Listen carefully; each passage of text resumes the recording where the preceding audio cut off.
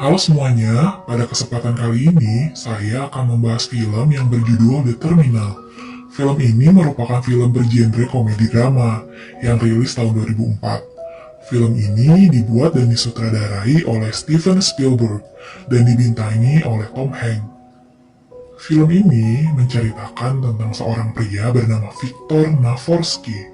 Dia terjebak di bandara New York dan terpaksa tinggal di dalam bandara tersebut selama kurang lebih 9 bulan.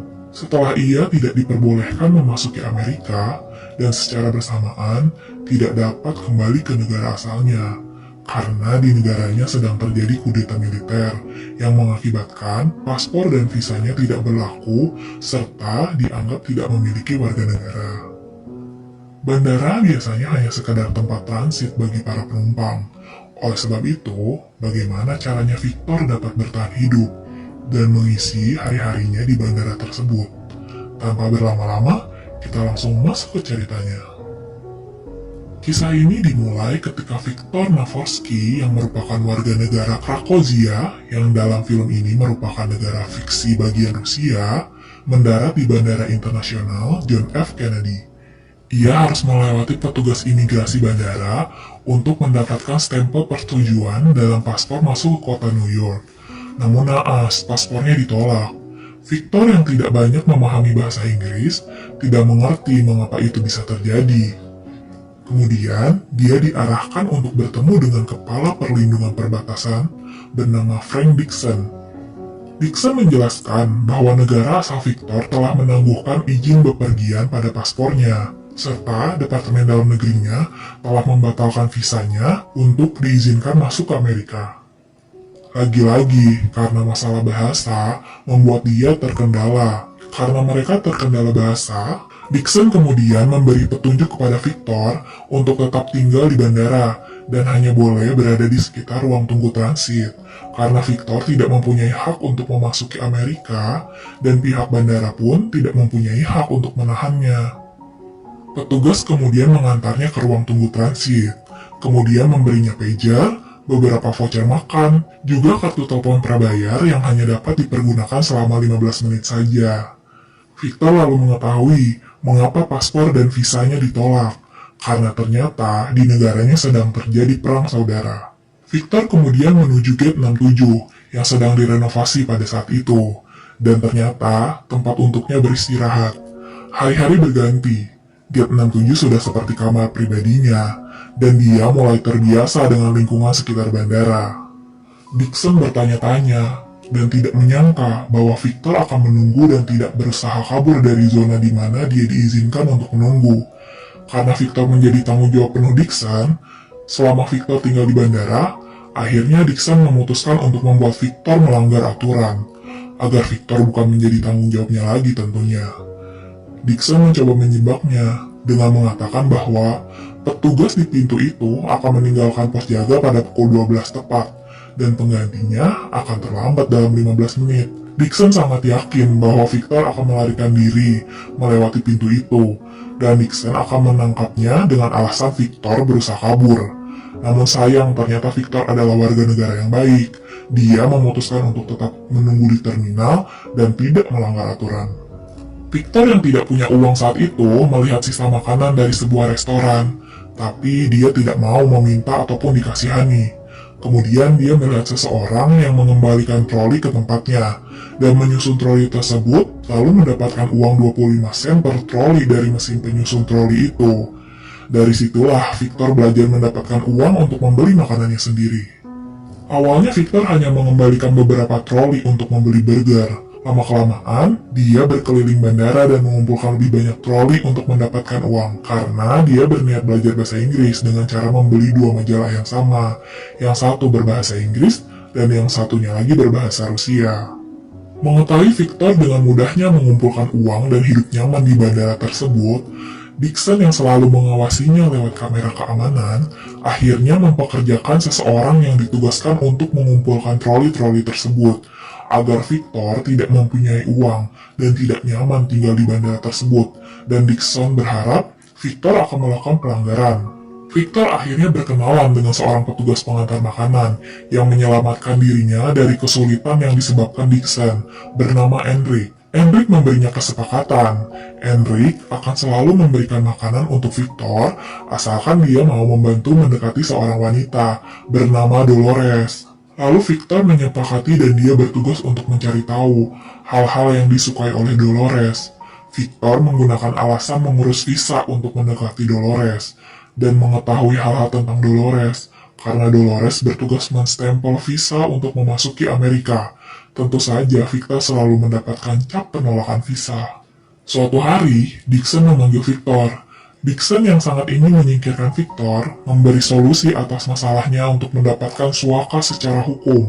Namun, persidangan paling cepat bisa dilaksanakan dalam waktu 6 bulan. Victor akan diperbolehkan keluar dari bandara selama menunggu persidangan tersebut, asalkan dia mau memberikan keterangan bahwa dia takut untuk kembali ke negara asalnya. Tawaran ini ditolak mentah-mentah oleh Victor, karena rasa cinta terhadap negaranya, dia tidak mau menyatakan jika dia takut pulang ke negaranya, dan dia lebih memilih menunggu di bandara. Suatu hari, Victor bertemu dengan Amelia. Dengan cepat mereka akrab. Tidak hanya itu, Victor malah menjadi tempat curhat untuk Amelia yang sedang patah hati dari pacarnya. Pacarnya adalah pria yang sudah memiliki istri. Namun Amelia dengan besar hati menerima semua itu. Bahkan, Amelia tidak pernah meminta pacarnya untuk meninggalkan istrinya. Dia hanya menginginkan waktu dari pacarnya. Dan pada saat itu, pacarnya mengingkari janji untuk bertemu. Amelia menyukai berbincang dengan Victor, kemudian mengajak Victor untuk makan malam.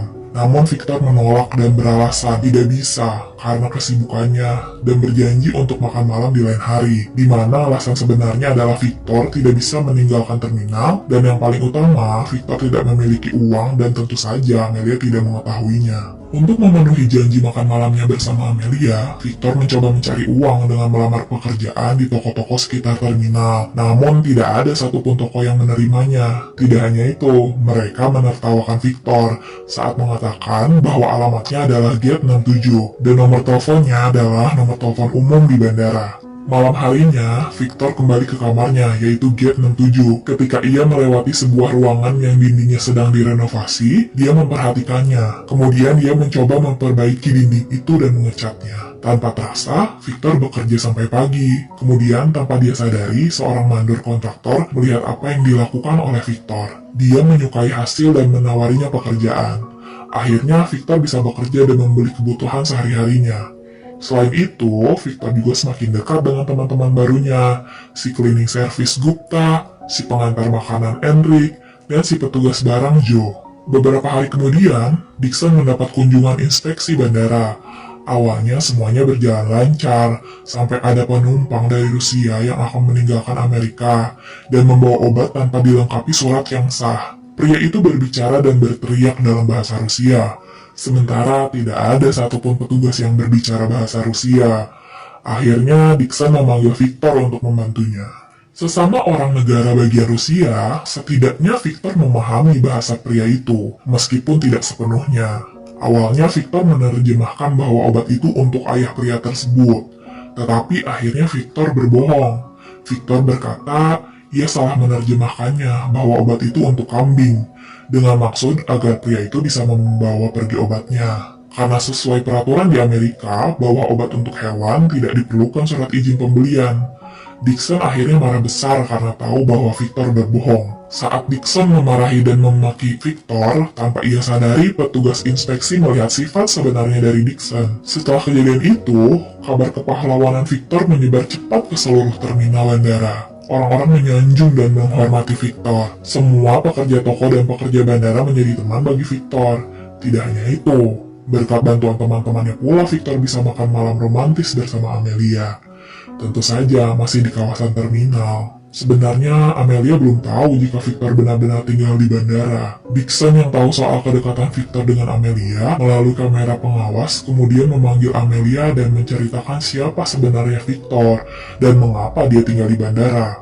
Setelah Amelia mengetahuinya, dia kesal, kemudian pergi menemui Victor untuk membicarakannya. Amelia bertanya, apa sebenarnya tujuan Victor datang ke New York? Kemudian Victor menceritakan dan menunjukkan sebuah kaleng. Kaleng itu adalah alasan Victor datang ke New York. Kemudian dia bercerita bahwa ayahnya adalah penggemar musik jazz.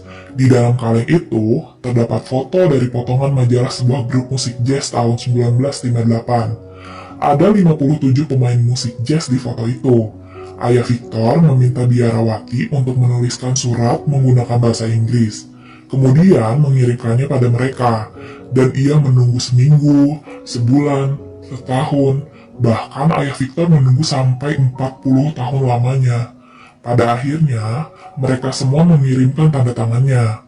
Tapi, hanya ada satu orang yang tidak mengirimkan tanda tangannya, yaitu Benny Goisen.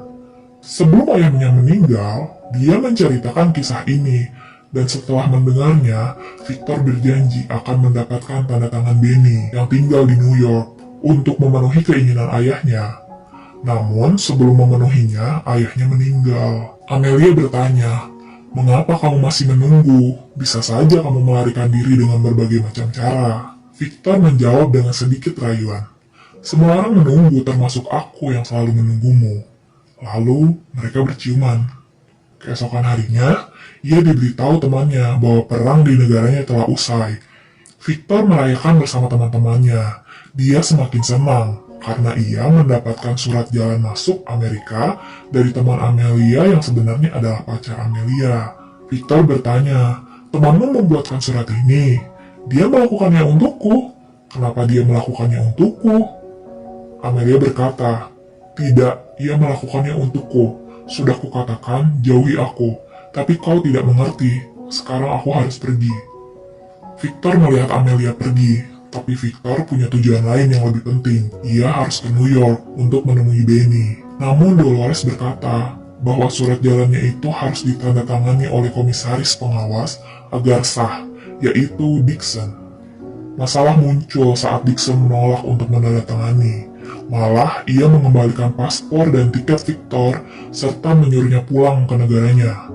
Dixon mengancam jika ia bersikeras untuk masuk ke New York, ia akan mendeportasi teman-temannya yang ternyata bermasalah, seperti Gupta yang kabur dari India setelah menikam polisi di masa lalunya, Hendrik yang melakukan pelanggaran karena memasukkan orang yang tidak berkepentingan ke area penyimpanan makanan, dan juga Joe yang selalu judi poker di dalam bandara. Karena hal itu, akhirnya Victor mengurungkan niatnya demi melindungi teman-temannya dan akan pulang ke negaranya. Tetapi, tentu saja teman-temannya kecewa dan marah pada Victor. Mengapa ia mengorbankan diri demi melindungi teman-temannya? Namun semuanya berubah ketika Gupta nekat turun ke landasan dan memberhentikan pesawat yang akan membawa penumpang dengan kain pelnya. Sehingga penerbangan pun menjadi tertunda karena masalah keamanan. Ada kesempatan waktu untuk Victor pergi ke New York. Dengan riang gembira, semua orang yang mengenal Victor berbondong-bondong mengantarkannya untuk memasuki Amerika. Tidak hanya itu, mereka memberikan beberapa hadiah untuk Victor. Seketika bandara ramai karena keberangkatan Victor untuk menuju pintu kedatangan terminal. Itulah pertama kalinya Victor menginjakan kaki di Amerika. Ketika Victor akan memasuki taksi, ia melihat Amelia turun dari taksi lain. Mereka hanya bertatapan di tengah turunnya salju. Tidak ada yang diucapkan, hanya saling tersenyum, dan Victor masuk ke dalam taksi. Sementara Amelia pergi begitu saja. Itulah saat terakhir mereka bertemu. Victor akhirnya bertemu dengan Benny di sebuah acara musik dan mendapatkan apa yang dicarinya selama ini, yaitu tanda tangannya. Lalu dia kembali pulang ke negaranya. Dan film pun selesai.